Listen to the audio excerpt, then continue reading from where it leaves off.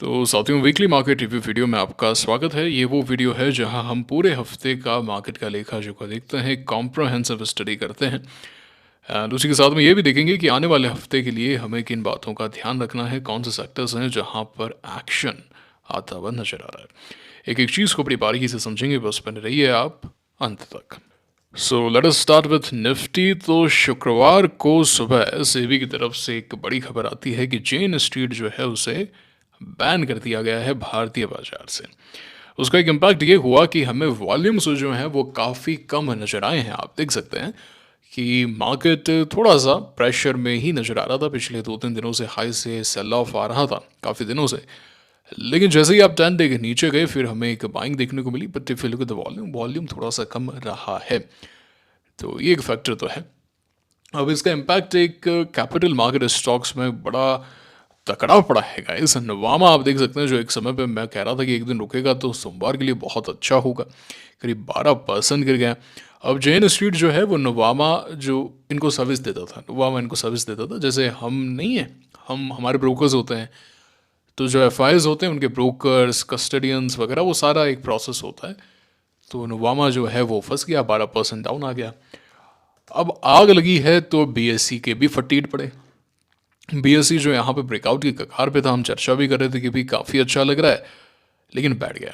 अभी तक भी ठीक है। मुझे लगता है कि अगर सोमवार को ये सभी गैप के साथ में खुल के और अचानक से ऊपर जाते हैं, फिर से प्रीवियस हाई को रिक्लेम करते हैं, तो वो एक बहुत बड़ा पॉजिटिव हो जाएगा, ऐसा मुझे लग रहा है ना।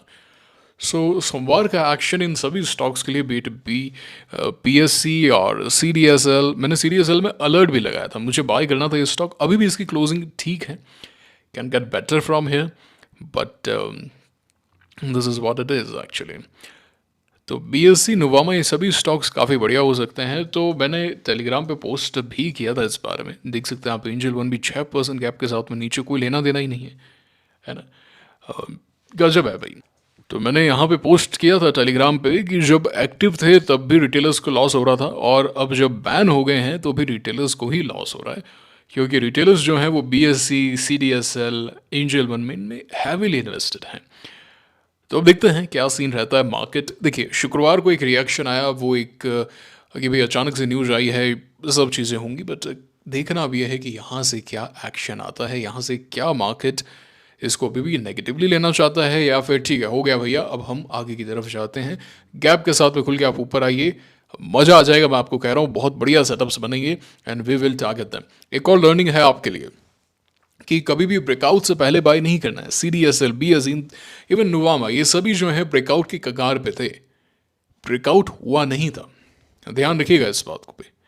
ब्रेकआउट हुआ नहीं था। अगर आप ब्रेकआउट से पहले बाय करेंगे इस तरीके से फंस जाएंगे।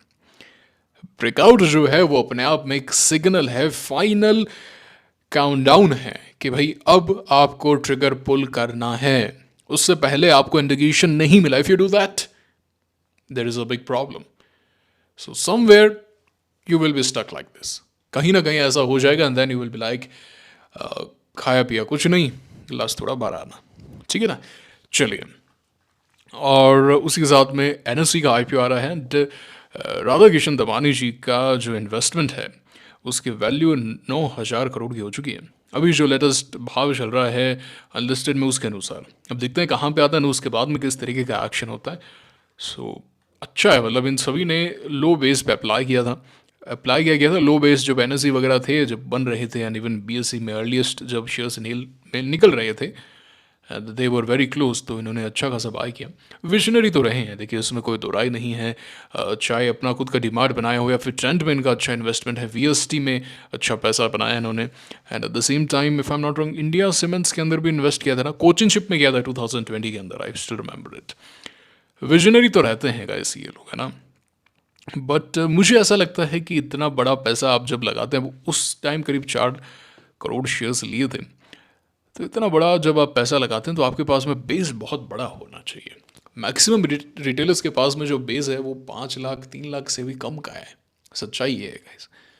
उसमें आप मतलब उस तरीके से नहीं कर सकते। इन सभी ने जो शुरुआत की है, आप किसी को भी ले लीजिए, केडिया जी को ले लीजिए, या दमानी जी को ले लीजिए, या झुंझुनवाला जो है हमारे आरजे, ये सभी जो हैं पहले टॉप के ट्रेडर्स थे, इन्होंने एक बड़ा बेस क्रिएट किया। दे यूज लेवरेज लाइक एनीथिंग, है ना, anything they use leverage like anything. And उसके बाद में जो बेस बड़ा हो गया, राकेश जी ने तो भाई इन्वेस्टिंग जो है 2000 के बाद में शुरू की थी, 20 साल बाद में। समझिएगा इस बात को आप। उन्होंने 2000 के बाद में जो बुल मार्केट आया था, उस वक्त जो बियर मार्केट चल रहा था रादर, उस वक्त उन्होंने निवेश करना शुरू किया था। क्योंकि उससे पहले तो जब आपने स्कैम 92 में देखा कि अब बीएससी भागेगा, तो उस समय कहाँ बुल मार्केट आया उसके बाद में, 8 साल कुछ था, एक्शन था नहीं। एंड ये राकेश जी ने कहा है कि 99 के आसपास जो आईटी स्टॉक्स में बुल मार्केट चला था, उस पीरियड में तो उन्होंने कोई पैसा नहीं बनाया, क्योंकि उनको समझ में ही नहीं आया। लास्ट में जाके उन्होंने सॉफ्टवेयर वगैरह में थोड़ा बहुत पैसा लगाया था। ये तो उनका खुद का बयान है, आप उनकी किताब में भी पढ़ सकते हैं जो मैंने आपके साथ में साझा की थी। नहीं पढ़िए, डिस्क्रिप्शन में लिंक है, आप पढ़ लीजिएगा। बायोग्राफी ऑटोबायोग्राफी नहीं है। सो ये चीज़ है। 2000 के बाद में ही तो निवेश करना शुरू किया। ठीक है, आप एक टाइटन वाला कह सकते हैं, बट टाइटन में उन्होंने पहले काफ़ी अच्छी ट्रेडिंग की थी। आप किताब पढ़िएगा, ठीक है ना। आप किडिया जी को ले लीजिए। So this is what it is. Have a big big base कि आप उसको लगा के भूल जाएं एंड आपकी लाइफ जो है वो बिल्कुल भी अफेक्ट ना हो, तब तो इन्वेस्टिंग की जा सकती है बड़े अच्छे से। वरना क्या है, ट्रेडर माइंडसेट है, ट्रेडर कैपिटल है, फिर आप इन्वेस्टिंग करेंगे परेशान हो जाएंगे। जैसे मैक्सिमम रिटेलर्स हो जाते हैं ना, फालतू के स्टॉक्स में फंस जाते हैं, फिर वही देखते रहते हैं। एनीवेज, टेलीग्राम चैनल ज्वाइन कर लेना अगर नहीं किया है तो। चलिए वापस आते हैं मार्केट की तरफ। तो निफ्टी का एक्शन देखिए अभी तक सही है। निफ्टी ने अभी तक 10 डे को नहीं तोड़ा है। 10 डे को तोड़ेगा, 20 डे के नीचे जाएगा, तभी हम बोलेंगे कि हाँ भाई कुछ प्रेशर। अभी तक ठीक है, आप साइडवेज हो गए हैं, which is a good thing. Sideways होकर आप अपसाइड के लिए एक बड़ा बेस बनाते हैं, है ना। या फिर आपके पास में जनरेशनल वेल्थ काफ़ी अच्छी हो। आशीष कचोलिया जी को 93 के अंदर 1 करोड़ रुपए दिए थे उनके फादर ने। 93 में 1 करोड़। आज नहीं है लोगों के पास में 1 करोड़ कि पापा दे दें कि बेटा तू काम करना चाहता है स्टॉक मार्केट में, ले 1 करोड़ पकड़।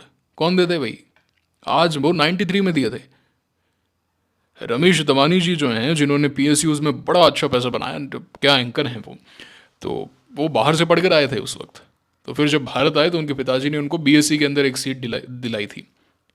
तो उतना कैपिटल है क्या आपके पास में? उतना है तो करो फिर लॉन्ग टर्म या इन्वेस्टिंग जो है। वरना क्या है, एक बड़ा कैपिटल बनाओ, उसके बाद में तो करना ही पड़ेगा ना। बड़े कैपिटल पे आप ट्रेड कर ही नहीं पाओगे, लिक्विडिटी नहीं है, तो आपको उस रास्ते जाना ही पड़ेगा फिर। एनीवेज, तो ये है सीनेक्स स्मॉल कैप का चार्ट, एकदम बढ़िया है। 10 डे को रेस्पेक्ट कर रहे हैं अभी तक, तो मुझे ऐसा कोई दिक्कत नजर नहीं आई। वहाँ अगर यहाँ से लीक होगा तो प्रॉब्लम है। सो पिछला हफ्ता सॉर्ट ऑफ कंसोलिडेशन में ही बीता है।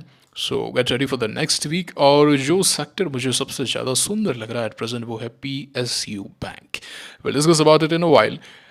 यूएस मार्केट नॉन स्टॉप ऊपर है, न्यू हाइज लग चुके हैं। एंड गोल्ड भी थोड़ा सा वॉलेटाइल आप कह सकते हैं, मेक और ब्रेक पर है। अब अगर गोल्ड यहाँ से नीचे आता है, एंड 94,950 का लेवल तोड़ता है, तो वो फिर एक डाउ थ्योरी के अंतर्गत इंटरमीडिएट डाउन ट्रेंड शुरू हो जाएगा, जो इसको 90,000 तक तो लेकर जाएगा। ठीक है, बाकी देखते हैं क्या होता है। क्योंकि जिस तरीके से इवेंट्स चल रहे हैं, कुछ भी इवेंट हुआ तो गोल्ड ऊपर चला जाता है। अभी वॉर जैसी सिचुएशन हम देख ही रहे हैं, ये बात है।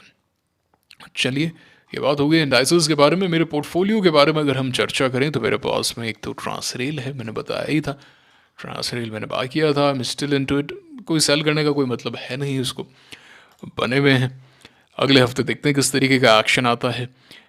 उसी के साथ में मैंने एक और स्टॉक बाय किया, एंड वो स्टॉक है, here it is, blue spring को बाय किया था मैंने। बहुत ही थोड़ा सा स्लिपेज आया बना हुआ उसके अंदर। और एक और स्टॉक है जो आने वाले हफ्ते के लिए अच्छा लग रहा है, वो है डिजिटाइट।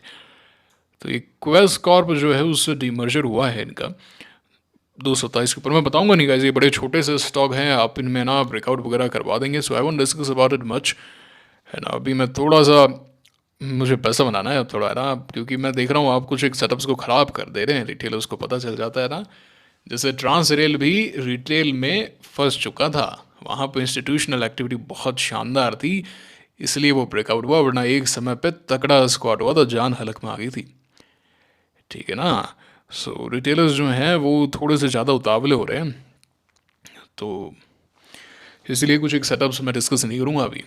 ओके, बट जैसा कि मैंने कहा पीएसयू मुझे काफ़ी अच्छे लग रहे हैं, तो उसमें सबसे पहले can bank and union bank, ये दोनों ही बहुत अच्छे हैं। यूनियन बैंक का चार्ट भी बहुत अच्छा है, एंड मैं तो इसका वीकली चार्ट देख रहा था, एंड वीकली चार्ट में आप ऐसा पाएंगे कि 2017 के बाद में एक अच्छा खासा बेस बना, और ऐसा लग रहा है 2017 के हाइज को पार कर सकता है, एंड वॉल्यूम एक्टिविटी भी काफ़ी रही है। सो ये दो हैं, union bank and your can bank. तो यूनियन बैंक अगर यहाँ से 156 के ऊपर जाता है, और अगर किसी को पोजिशनल करना है कि भाई मैं तो 5-6 महीने लगा के छोड़ने वाला व्यक्ति हूँ, तो यहाँ तक का रिस्क ले लो, है ना, प्रीवियस लो तक। देखो इसमें अगर पोजिशनल करना है ना आपने, तो देखो मैं आपको पूरा अच्छे समझाता हूँ। तो 156 पे ब्रेकआउट है, 156 के बाद में हम एक सेकंड 158 रुपये 70 पैसे पे एक और पोजीशन ऐड कर सकते हैं। पोजिशनल करना है तो मोटा मोटी आप यहाँ तक का 145 के नीचे नहीं जाना चाहिए। अगर अभी ब्रेकआउट कर देता है एंड 160 पार कर देता है तो फिर 145 नहीं जाना चाहिए, एंड उसके बाद में 50 डे को ट्रेल करते हुए 6-7 महीने का कोई पोजिशनल देखना चाहे तो देख सकता है। मैं नहीं देख रहा हूँ, मैं आपको सिर्फ बता रहा हूँ, मैं ये नहीं कह रहा ऐसा करना है, मैं बस आपको बता रहा हूँ कि पोजिशनली आप किसी ट्रेड को कैसे अप्लाई कर सकते हैं। इसमें साफ एक्यूमुलेशन नजर आ रहा है, स्लो मूविंग हो सकता है, क्योंकि आप देखिए जब ये ऊपर जा रहा है तो वॉल्यूम्स है, और जब नीचे जा रहा है तो वॉल्यूम्स नहीं है। साफ इसके अंदर एक्यूमुलेशन है गाइस, काफ़ी समय से चल रहा है, क्योंकि यहाँ पे अर्निंग्स आई थी, अर्निंग्स पे 9 मई को ये करीब 6% ऊपर था, उसके बाद में it is going up, and 10 day को अच्छा खासा रेस्पेक्ट भी किया।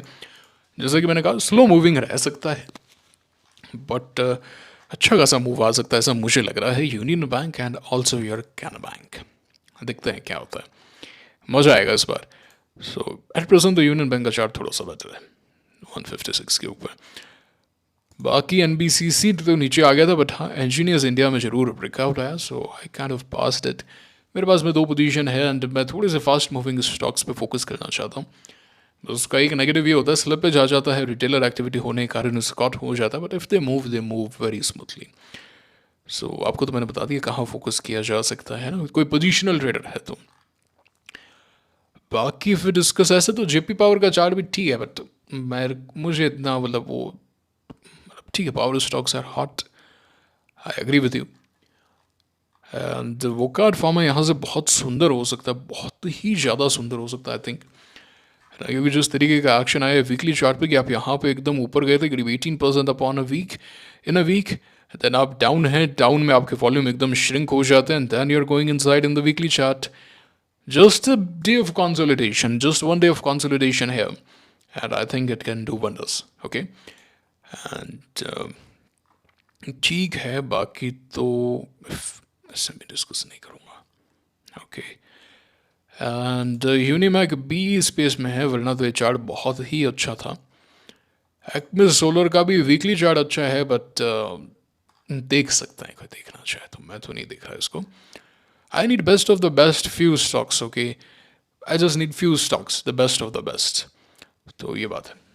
बाकी चलो कुछ एक आईपीओ के चार्ट्स देख लेते हैं। तो सबसे पहले सेजिलिटी मुझे लगता है कि हाई प्रायोरिटी लिस्ट में ऐड किया जा सकता है। इफ इट गोज अबव 44.30 इसके ऊपर जाता है तो अच्छा एक्शन आ सकता है। आइडियली अगर थोड़ा ऊपर जाके रुक के बनाता है, बेस बना सकता है, ये एक अच्छा खासा मतलब बॉटम आउट हो गया है ऐसा लग रहा है, and then it forms a good base and then goes up. मुझे लगता है आने वाले समय में सेजिलिटी में काफ़ी अच्छा एक्शन हम देख सकते हैं। तो एक आध क्वार्टर और रुक जाता है। अब जैसे याद आया मुझे, अब अच्छा एक और चीज़ गाय, जब हम अर्निंग सीजन में जा रहे हैं, ठीक है ना, अर्निंग सीजन में जा रहे हैं तो अब तैयार रहिएगा, अर्निंग शुरू हो जाएगी अगले हफ्ते से। मनोरमा है जैसे, अब इसकी अगले क्वार्टर की अर्निंग्स आती है, देखते हैं क्या ये सेटअप होता है क्या फिर से। एंड बाकी अगर हम देखें एच डी बी मैंने अलर्ट लगाया, अब अगर यहाँ से जाएगा नीचे तो मैं सेल कर दूंगा इसको। तो ठीक है, संभव वगैरह में कुछ है नहीं, क्लोब वगैरह में कुछ नहीं है यहाँ पे। चार्ट इसका भी अच्छा है ना, अच्छा चार्ट है इसका कल्पत्रु। तो क्या बोलेंगे इसको, कल्पतारु क्या है एग्जैक्टली बताइएगा मुझे। इतना तो मुझे पता है कि समुद्र मंथन में कल्प वृक्ष जो है वो निकला था, और उस ये जो भी आवेश मांगते हो वो पूरी करता है, तो कल्प वृक्ष से ये है, तो कल्प तरु ये होना चाहिए इसका, जो भी बताइएगा मुझे। एक्चुअली क्या है, ये सब प्रॉपर नाउन हो गए ना, इनमें ज़्यादा फर्क नहीं पड़ता। मुझे याद है बचपन में स्कूल में क्या हुआ था, एक गर्ल थी, उसकी जो टाइटल थी मतलब जो सरनेम था वो पंजाब से थे, सो उनका थोड़ा सा डिफरेंट सरनेम था। तो जो सर कॉल कर रहे थे उन्होंने कुछ और बोल दिया था। सो उसने बोल दिया सर मेरा ये नहीं है, तो उन्होंने बड़ी क्लास ली। एंड आप जानते ही हैं पीटी टीचर कैसे होता है, तो प्रॉपर नाउन वाली बात है। एनीवेज, हार्डली मैटर्स, क्या फ़र्क पड़ता है, नाम हटा दो यहाँ पे। तो ये जो चार्ट है मुझे अच्छा लग रहा है, मतलब लगातार 3 दिनों से टाइटल लेटस ही क्या एक्शन आता है क्या इसके अंदर, काफ़ी देखने वाली बात होगी। इट इज़ ज़्यादा make or break level actually. And Aris infra जरूर ऊपर आया, और ऊपर आ भाई 200 तक आ, फिर रुक, फिर देखते हैं हम तेरे को, वरना कोई मतलब नहीं है। ऐसे नाटक तो सभी स्टॉक करते हैं, ठंड पी जाएगा तो कुछ दम नहीं है। एंड आदित्य बिरला अगर यहाँ पे रुकता है, एक और डिमर्जर है, एक और डिमर्जर है, अगर रुकता तो काफ़ी अच्छा हो सकता है एक्चुअली। एंड बाकी मैं छोटे वाले डिस्कस नहीं करूँगा आपसे, है ना, चल जाएंगे उसके बाद में डिस्कस करूँगा इस बार। एंड क्योंकि 50 देखो ना, इसका वॉल्यूम नहीं था, and किस तरीके का एक्शन आया इसमें, कि पावर तो वही जला रहा है। मैं इसके बारे में चर्चा भी नहीं करना चाहता। ITC hotel slow moving stock, एक और चीज़ मैं कहना चाहता हूँ, स्लो मूविंग स्टॉक से थोड़ा सा दूर रहेंगे। अब जैसे मैंने यहाँ लिया था, but I realise my mistakes, I had to exit it, exit किया मैंने इसे। जैसे एक स्टॉक है वो है आरती फार्मा। आरती फार्मा का चार्ट अच्छा है, अगर यहाँ से ऊपर जाता है एंड 929 के ऊपर चला जाता है तो ब्रेकआउट कंसिडर होगा और फिर ऊपर जा सकता है। बट इफ़ यू सी इसका, अगर आप चार्ट देखोगे तो पास्ट में ऐसा कोई धंधन इसने किया नहीं है। ये काफ़ी ज़्यादा वाइल्ड स्विंग्स में रहने वाला स्टॉक है। एक काम करता है, मैं एक चीज़ आपको दिखाता हूँ, वो मुझे पता नहीं है वो कहाँ मिलेगा इंडिकेटर अपने को। ये है क्या, देखते हैं ना, मेरे को पता नहीं है। सो देख पा रहे एक बड़ी वाइल्ड स्विंग में ये स्टॉक यहाँ पे ट्रेड करता है। सो वी नीड सम, वही है कि नीचे आ गया ले लिया, पर ऐसे हम ट्रेडिंग करते नहीं है ना, थोड़ी सी वाइल्ड स्विंग्स हैं। वो नोट है मेरे कुछ, वो सब मैं डिस्कस नहीं करूँगा। तो ये है, ठीक है गाइज। तो ये था आज का वीडियो, कैसा लगा मुझे कमेंट करके बताइए। आप क्या कर रहे हैं, मार्केट कैसा लग रहा है। PSU बैंक्स फिर से कह रहा हूँ, मतलब एक अच्छे लेवल पर हैं, एक अच्छी एंट्री पॉइंट पे हैं। देखिए बाकी तो 2-3% का स्टॉप लॉस है, जोर मार के 8% है, 7-8% है, वो मार्केट डिसाइड करेगा कहाँ जाना। But there are the make or break level. हो सकता है कि आने वाले कुछ क्वार्टर्स में हमें एक्शन देखने को मिले एंड मोमेंटम भी पिकअप हो, जैसे लास्ट ईयर था फैब 2024 में भी made some great money in PSU। And at the same time एक और चीज़ जो हम डिस्कस कर सकते हैं वो ये कि मैंने एक न्यूज़ भी पढ़ी थी कि गवर्नमेंट ऑफ इंडिया कह रही है PSU बैंक्स को कि अपने जो सब्सिडरीज हैं उनका IPO लेकर आओ, मोनेटाइज करो उन्हें। तो एक बड़ा अनलॉकिंग हो सकता है, तो देखते हैं क्या होता है, देखते हैं भैया, अपने को पता नहीं है।